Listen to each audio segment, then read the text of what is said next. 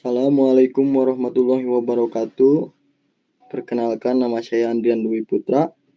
Dari kelompok Konsol akan mempresentasikan tentang TOPSIS. TOPSIS adalah salah satu metode pengambilan keputusan multi-kriteria yang pertama kali diperkenalkan oleh Yun dan Huang pada tahun 1981.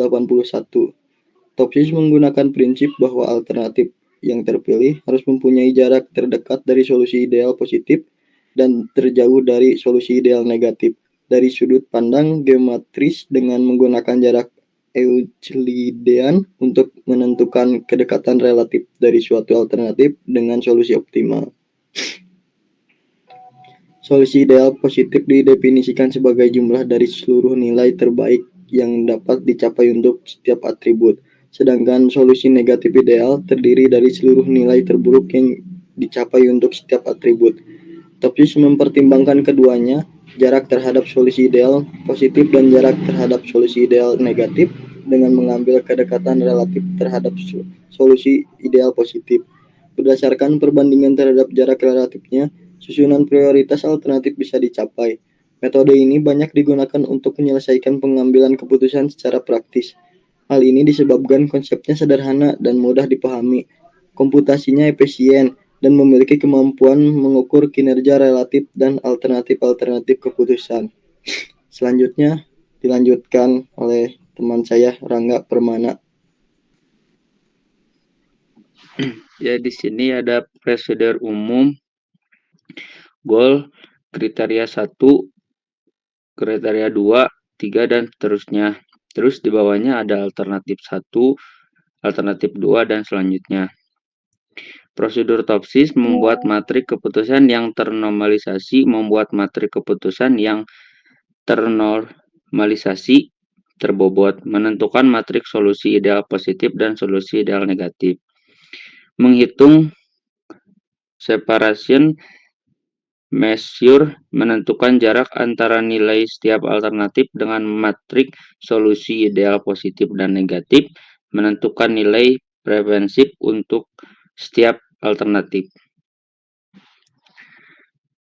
Decision matrix D mengacu terhadap M alternatif yang akan dievaluasi berdasarkan N kriteria yang didefinisikan sebagai berikut. Dengan XIJ menyatakan performansi dari menghitung untuk alternatif ke I terhadap atribut ke J. Langkah-langkah metode TOPSIS. Di sini ada membangun normalisasi decision matrix, elemen hasil dari normalisasi decision matrix R dengan metode Euclidean of a vector. Selanjutnya membangun weight normalis decision matrix dengan bobot W sama dengan W1, W2,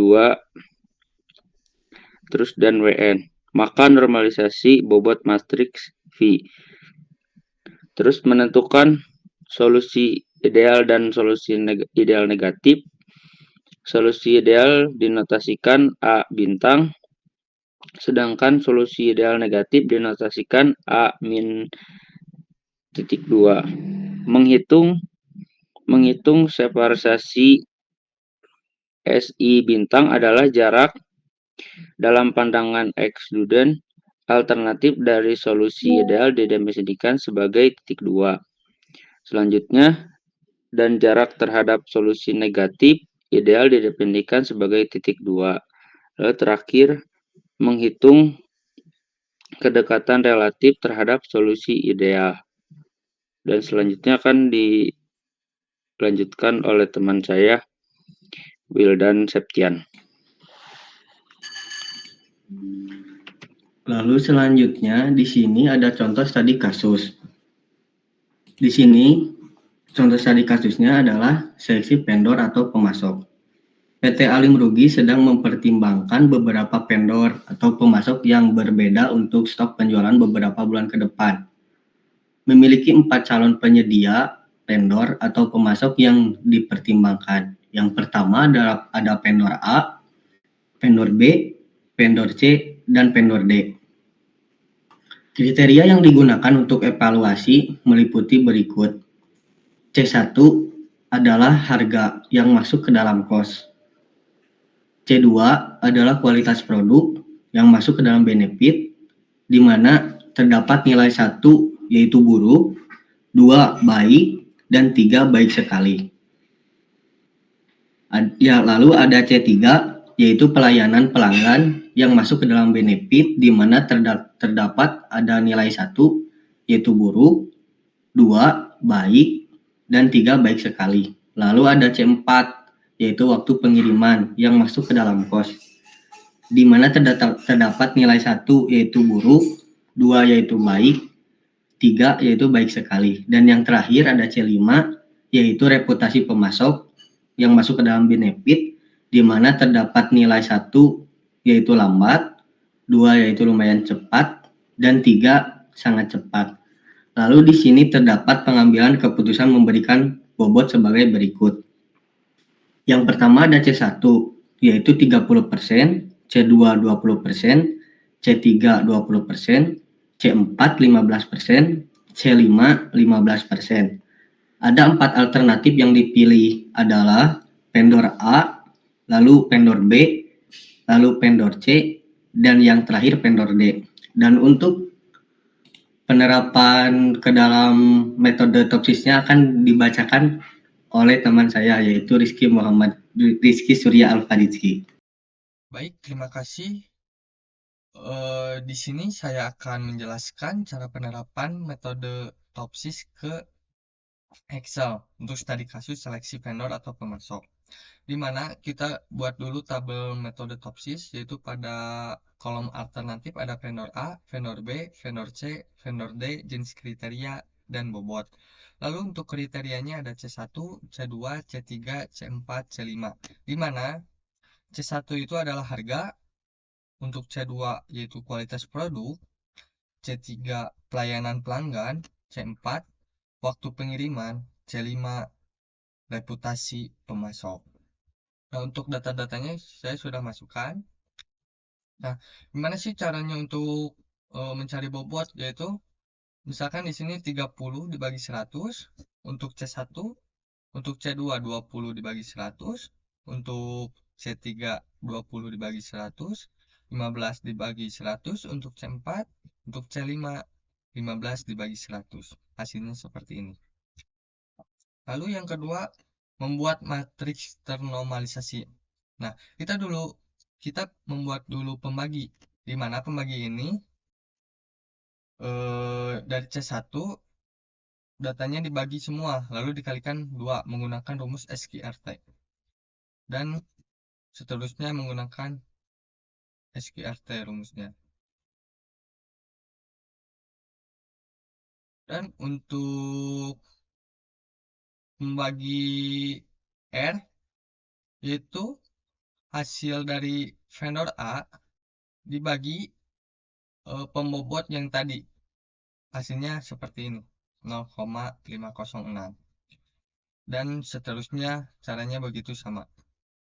Lalu membuat matriks ternormalisasi terbobot Y, yaitu dimana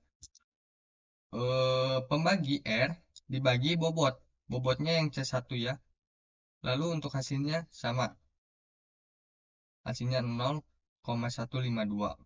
Dan seterusnya seperti itu. Untuk rumus ternormalisasi terbobot Y.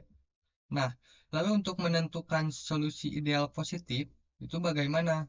Nah, di sini kita menggunakan rumus if. Dan C9 benefit max, lalu min untuk solusi ideal positif. Lalu hasilnya seperti ini, 0,133 untuk pembagi dari ternormalisasi terbobot Y. Dan seterusnya begitu. Hasilnya akan sama. Dan caranya pun sama. Lalu untuk solusi ideal negatif, menggunakan if. Nah, yang membedakan di sini menggunakan cost. Kalau yang tadi makan untuk positif benefit. Nah, yang ini menggunakan cost. Lalu hasilnya akan seperti ini. Dan Untuk cara selanjutnya sama. Nah, untuk jarak antara nilai terbobot solusi ideal positif dan negatif, untuk D1 positif, kita menggunakan rumus SQRT, di mana SQRT itu solusi ideal positif dibagi atau dikurangi ternormalisasi terbobot Q yang pertama. Nah, seperti pada layar teman-teman yang dilihat seperti itu. Untuk hasilnya akan seperti ini. Nah, dan untuk yang D1 negatif, di sini menggunakan SQRT, rumusnya sama. Dan hasilnya akan seperti ini. Untuk caranya pun sama seperti yang tadi ya, yang saya sebutkan. Nah, lalu untuk nilai referensinya yaitu untuk P1, cara membuatnya seperti ini, di mana negatif dibagi hasil D1 negatif, lalu ditambah E37, lalu hasilnya akan seperti ini. Dan yang kedua dan seterusnya pun sama. Nah, lalu untuk peringkatnya yang vendor 1 itu juara peringkat ke-1. Sekian presentasi dari kelompok kami. Mohon maaf bila ada kekurangan, karena yang sempurna hanya milik Allah Subhanahu wa Ta'ala. Wassalamualaikum warahmatullahi wabarakatuh.